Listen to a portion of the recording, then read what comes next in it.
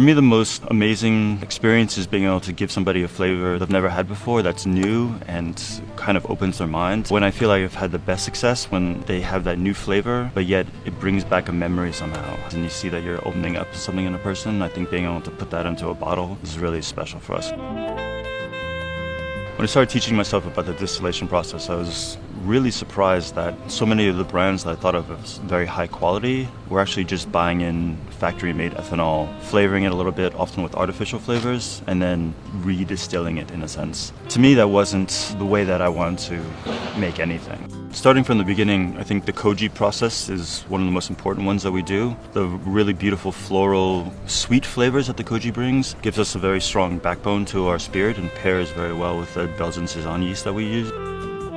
For us, the flavor always comes first, and that means that we're always trying to choose the best possible ingredients, starting from the grains, which we get from a biodynamic producer. Talking about seasonality, we're often foraging ingredients or using ingredients from organic or biodynamic farmer. I think the seasonality is really important to us in terms of reflecting what's going on in nature. Also, in terms of having a spirit that changes during the course of the year. For instance, if we're using Douglas fir, it tastes different in the spring than it does in the summer than it does in the fall.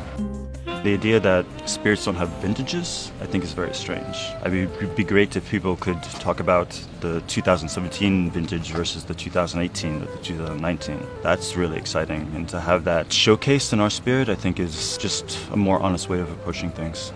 When I used to work at Noma, one of the most important things I learned from Renee was that anything was possible. And that's a lesson that really stuck with me and really shapes the way that we're making the spirits today. For instance, making a spirit out of oysters, or using a kombucha and distilling that to balance out the flavor of a spirit.